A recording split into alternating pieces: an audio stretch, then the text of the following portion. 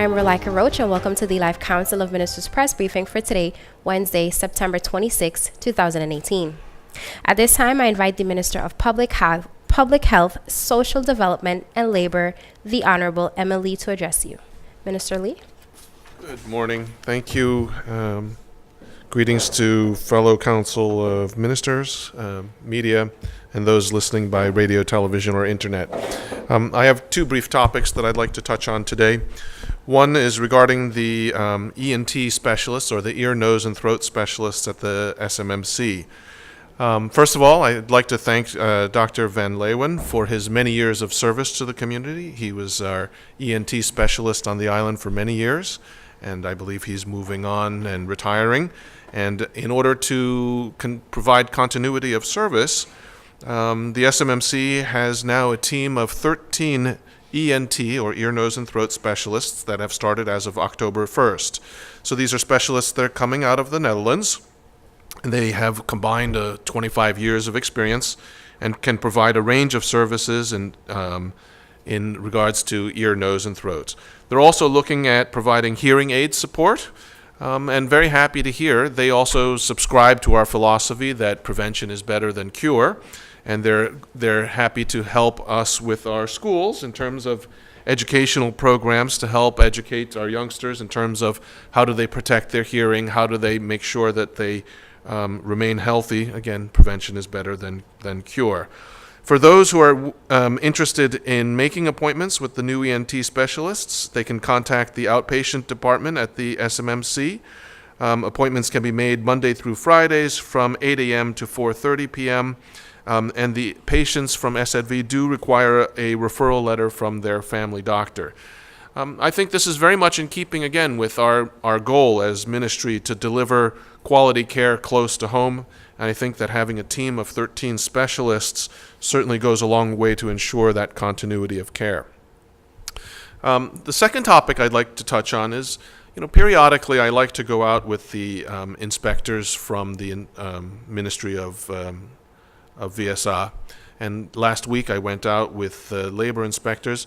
I always think it's a good idea to understand what challenges they are encountering and what kinds of things that they're finding in the community. So I went out last week with 3 of the labor inspectors. Hats off to them. I think they work in challenging times and, in a sense, frustrating times. It's interesting that each of the different ministries have inspectors, but each of them have different roles, different authorities.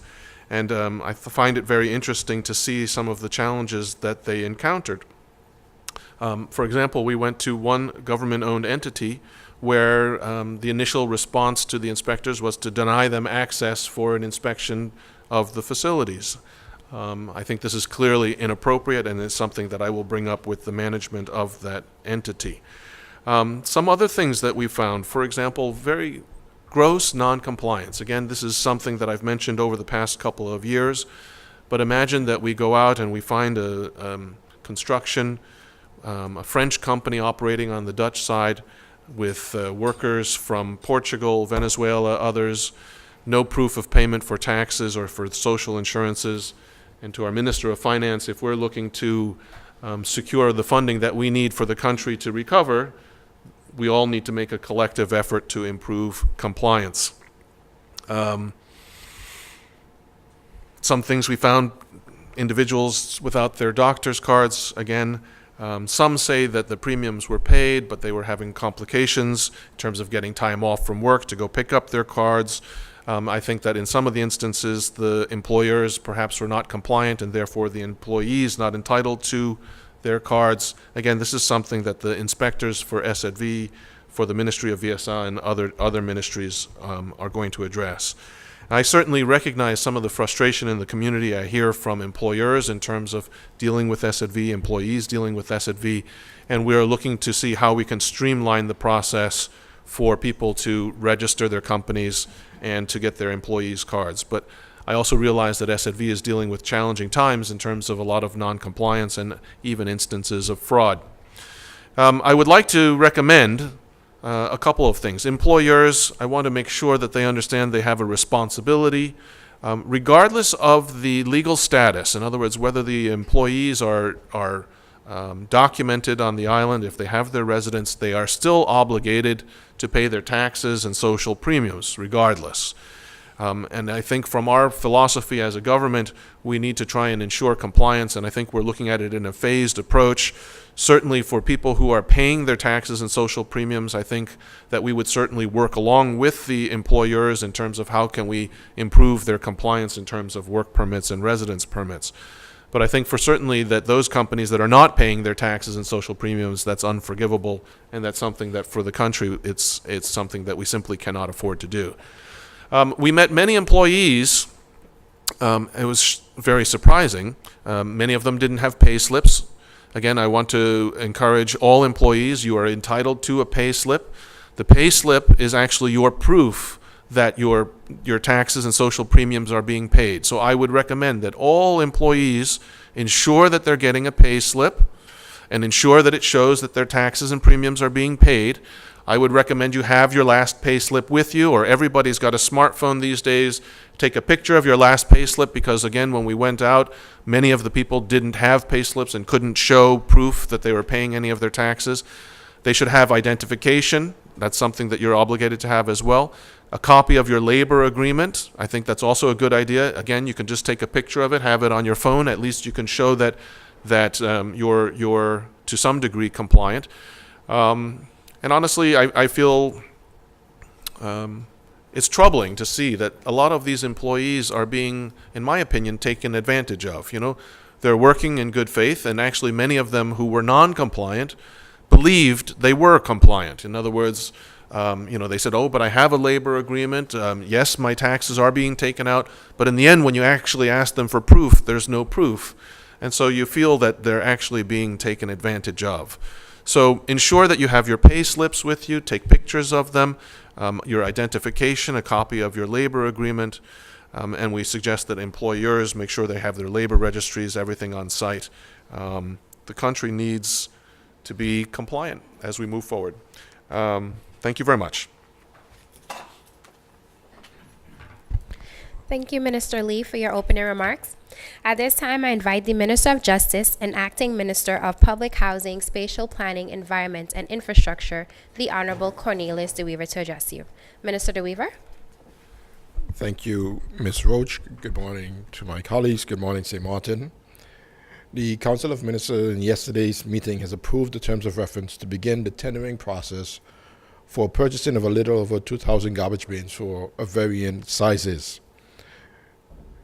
The bulk of these bins are to replace ones damaged and lost due to the hurricane Irma and Maria, while many others have simply reached their lifespan. The primary goal of the project is that within 3 months after the awarding of the contract, the various districts will be provided with proper garbage bins so that garbage bins is disposed of in a manner that is clean and organized. Noteworthy is that the commercial aspect of the garbage collection that will be included in the tender, though not fully worked out, the potential benefit of incorporating the collection of the commercial garbage will bring much needed revenues into the government coffers while simultaneously avoiding mishaps and conflicts between businesses and the haulers. This tender, along with the Sewage Plant Management 2018 tender, will be published in the coming days. The Trench Cleaning 2018 tender has been awarded and is currently awaiting the final perusal and ministerial approval. Also, the submission for the recent held Security Service Landfill and Vromi Yard tender were disqualified due to non-compliance by the bidders in providing all of the requested documentation and their deliverables. Therefore, this contract has to be retendered. The Ministry of Vromi will be closing off the vehicular entrance to the Grey Bay Beach through Skywork Stake as of October 1st, which is down there by the Water Plant Square, permanently, prohibiting any parking on the beach area. The ministry is urging all relevant business operators and inhabitants within the area and members of the public to use the advance warning to seek alternative parking arrangements during this time. Any vehicles non-compliant with the parking prohibition will be towed at the owner's expense. Ministry Vromi expects the full cooperation of the general public. While on the topic of parking in Phillipsburg, the police department has also announced that an increased effort to tackle illegal parking in the town has commenced. All drivers are warned that if they park illegally, they are faced receiving a fine and run the risk of having their car towed. Finally, dumping illegally. I would like to end by reminding the community at large to please bear in mind that the residential bins located in the districts are for the dumping of household garbage only. Large bulk items such as appliances, furniture, and similar items are to be transported directly to the landfill and not thrown in or beside these bins or on the side of the roads. It just doesn't look good. These actions are against the law as well, and our inspection department has intensified efforts to curb this behavior, and fines will be issued to persons caught in the act of illegally dumping. We will continue to highlight the unpatriotic behavior on our social media pages. The aim is not to shame, but is to change our current culture of uncleanliness and a lack of pride in our surroundings. We can and must strive to do better. Thank you and have a great day.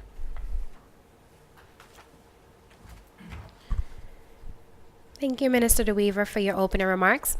At this time, I invite the Deputy Prime Minister and Minister of Education, Culture, Youth and Sport, the Honorable Wycliffe Smith, to address you. Minister Smith. Thank you, Ms. Roach. Greetings to all gathered here this morning, honorable ministers, the Department of Communications, members of the press, as well as those listening and viewing via radio, television, or social media. Good morning, Sualiga. Yesterday marked 3 months since the current Council of Ministers was sworn into office. Just a few more days, and it will be 100 days that I have been in the executive branch of government with one aim, which is to serve the people of St. Martin to the best of my ability. I count it really an honor to be able to serve. To mark my first quarter as a Minister of Education, Culture, Youth and Sports, I have prepared a quarterly report of the highlights in the Ministry of Education, Culture, Youth and Sports. And you may access this digital newsletter via our Facebook page. So feel free to share with us also your feedback and suggestions for the next edition. For those of you who prefer paper, I'm hoping to have a paper version of it very soon. On to sports. The 2018 season for the St. Martin Volleyball Association, SIMFA, the Senior Games, they continue at the Great Bay Sports Auditorium. And guess what? Bush T Reloaded are the male and female games, and they're doing really good. So I encourage you to go out and support the teams and the players. I must also mention that a young man by the name of Richmar Valis Courtard, who is playing international volleyball and carrying the St. Martin flag with pride, and that we're very proud of him. We congratulate him and encourage him to continue pursuing his passion. It's very important that we as a community encourage and also take part in sports. I urge persons who are able to join any sporting team of their choice to assist or even sponsor a team, because sports does matter. Once again, that's the SIMFA Senior Games at the Great Bay Sports Auditorium. The matches promise to be exciting, so see you there. With regards to the Brown Pelican Awards, the Department of Sports is calling on all sports organizations to please submit their nominee choices for this year's Brown Pelican Sports Awards. Your nominee choice should be submitted no later than Friday, September the 28th, 2018. The award categories, let me mention them again. Athlete of the Year, male. Female Athlete of the Year. Sport Icon. Best Overall Team. Best Coach. Best Sporting School. Best or Sporting Innovations. Best Sponsor. And International Ambassador. And last but not least, Best Sports Organization.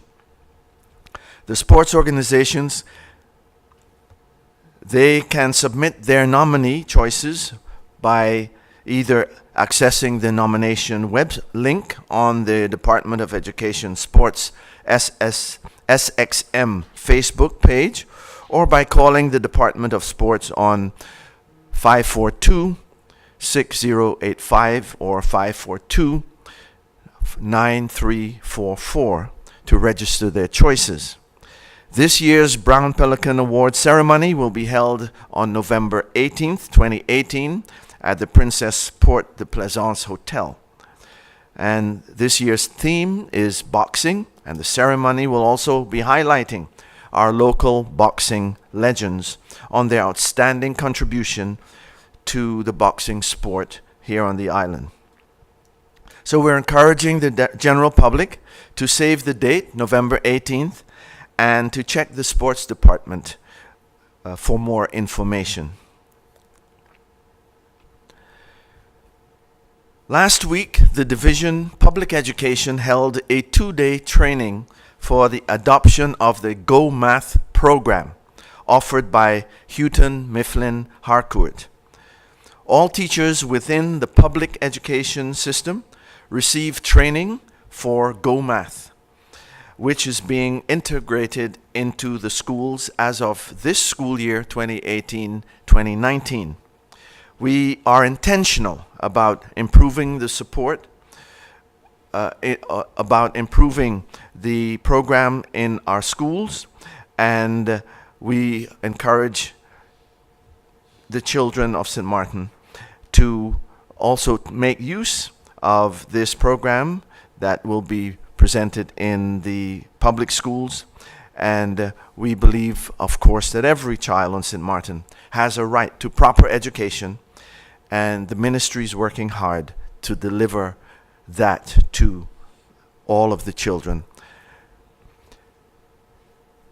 The Student Support Services Division on Monday hosted a free time management workshop. That workshop was entitled Making Your Time Count. The workshop was aimed at students in the last 2 years of secondary school and at those who recently graduated. I'm told that the information was well received by those who attended that workshop.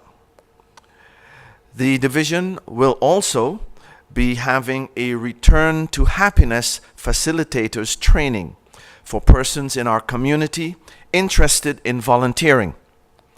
Return to Happiness is a psychosocial recovery program for children who have experienced natural disasters, conflicts, or violence, where children are usually most affected.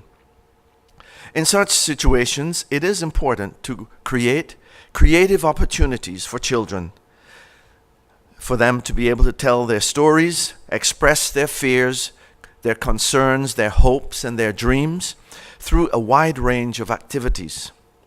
The goal of Return to Happiness is to create such opportunities for our 5 to 12-year-old children who have experienced a natural or man-made disaster, so as to enable them to process their experiences through a series of guided play activities for the purpose of reducing their post-disaster anxieties and beginning to reestablish their sense of joy, their sense of happiness, security, and confidence in adult protection.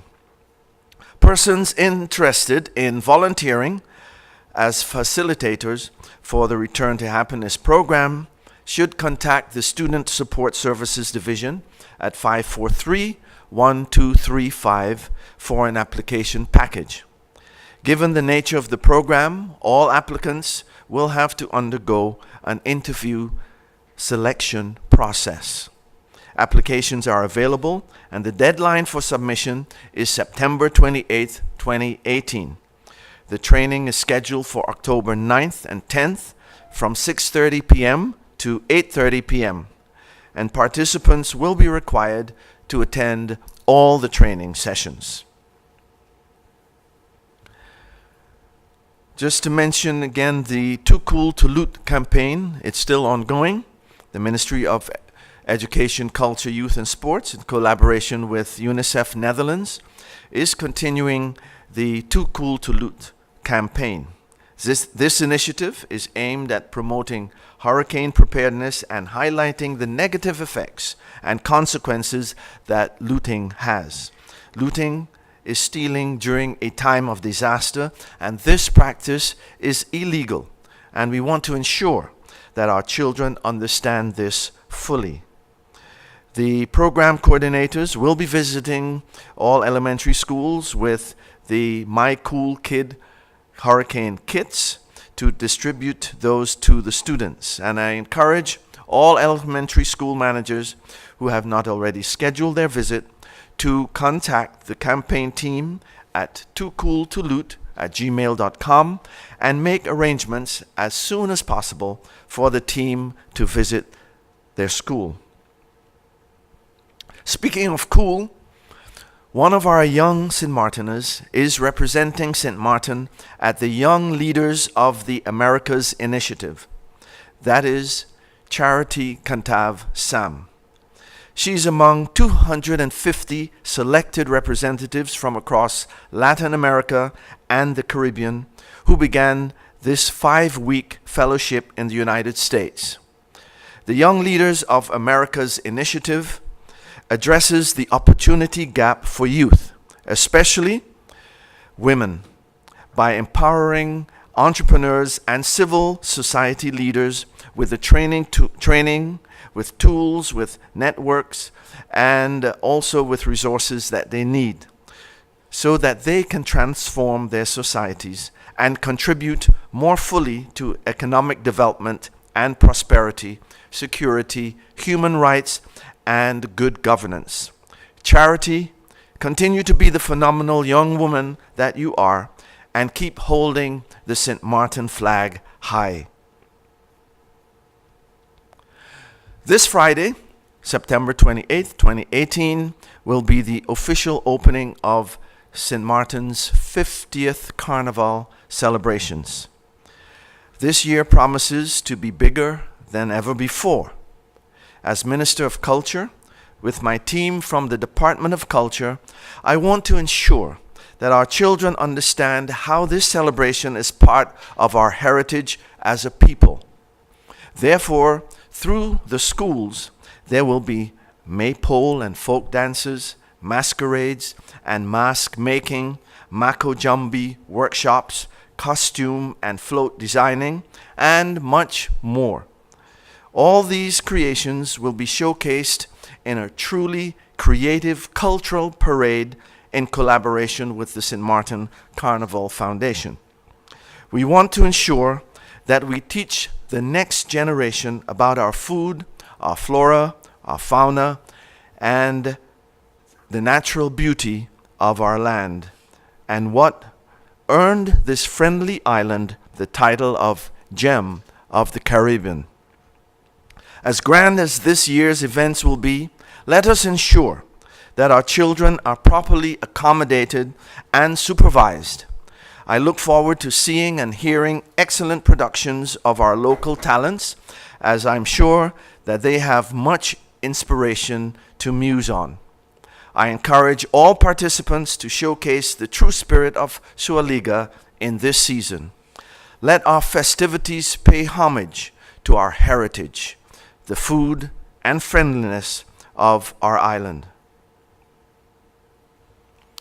On Thursday afternoon, I've been invited back to Parliament for 2 sessions.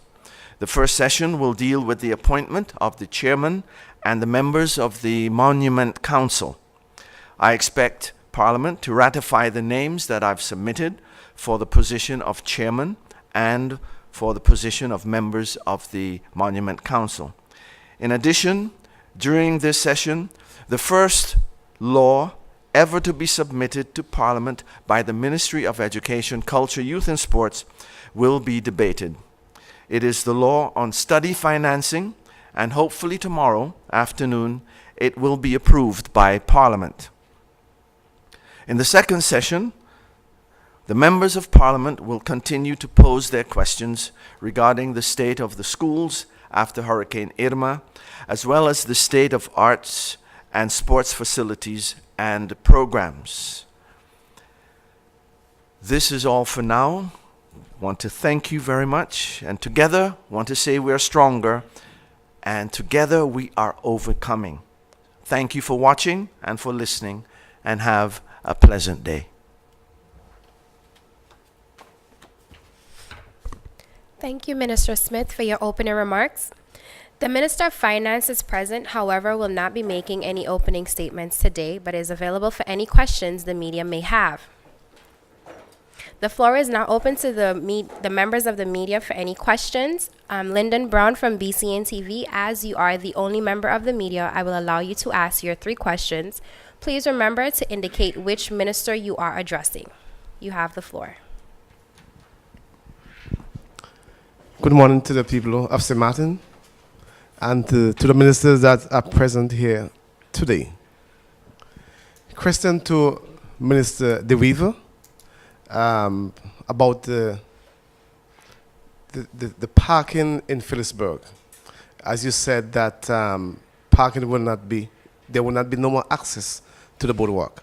According to the traffic ordinance, people have about 15 minutes to park and drop off, if I'm right, in Phillipsburg. You can make that clear. And also, is there visible signage throughout Phillipsburg so that people can know and read that this area they cannot park? Thank you, Mr. Brown, for your question. As far as the signs are concerned, you know we lost a lot of them during the hurricane. However, we will be putting them back where they are missing. That's number one. Number two is there are certain areas where you can park. Those are marked out, so you can park there. They are parking on the sidewalks where people have to walk and get by, whether it's a elderly person or a mother with a stroller and cannot pass. You can understand the limitations that they have there. So parking on the sidewalks is absolutely not allowed. Not only that, it damages the sidewalks. We're going to have to repair them as well from the Ministry of Romy point of view. And the last thing is the parking on the beach, which is a separate issue, and that's down there by the water plant square. That will be blocked off, so no one can park on the beach anymore. The beaches are public and free to visit and use, but not to park. Thank you, Minister. Thank you, Minister De Wever. Lyndon, your second question. Okay, question to Minister Lee. I can hear your remorse as you go in the community and work site in St. Martin that people are abusing the situation. What's the criteria for a French national, somebody who lives on the French side, to work on the Dutch side? Thank you, Lyndon. But just to be clear, what I mentioned in my opening statement was that is a French company who's functioning as a general contractor on a reconstruction site. And it is my understanding that a French company, well, that it needs to be registered on the Dutch side to operate, and it needs to pay its taxes. As a matter of fact, I suspect the French authorities would be very curious to find out about which companies are operating on the Dutch side as well, to find out if they're paying their taxes on the French side. In terms of French nationals, they actually do need to apply for work permits to work on the Dutch side. But I didn't find that last week. What I mentioned was the French company doing business on the Dutch side. So that's an issue, that if they're not registered and paying their taxes and social premiums. Thank you, Minister Lee. Lyndon Brown, your final question. To the Minister of Education, Minister Smith, too cool to loot. That statement should have some much more interpretation. Minister Smith, it is wrong to loot. But so far, before the hurricane, there was an excess preparation for food for communities. I have seen people are just crazy to get something, to get food, water. It is good to say too cool to loot, but people was suffering. And it is wrong, but assuming if they did not get food, of course people loot other things, which is not food. But people were suffering. And I hope, I wonder if you did some analysis. Now we are in the peak of the hurricane. Has there any preparation in case a hurricane may come 2 weeks from now, so that the people will not be too cool to loot again? Thank you for your question, Mr. Brown. This is a program that is supported by UNICEF, and it's being done with teachers and students. The slogan that we're using was some of the school children, they were asked to prepare a slogan, and this came from them. And so we need to teach values and principles, and looting is stealing. Looting is stealing. And if one is hungry, one knows how to get food. But to just go and take people's stuff and destroy a lot of things that was done in the process, that is not good at all. And we need to teach our children from young. People need to know how to handle other people's property, to respect other people's property. And that's what this campaign is about. We know the Prime Minister has constantly informed people about preparations for the hurricane season. I know there are PSAs about it on the radios. People need to prepare for these eventualities, and they have a lot of time to stock up on water, to stock up on food, and to be prepared for that. So I think if people take the advices that are being given and the preparation advices, we wouldn't need to be looting and stealing and destroying other people's property.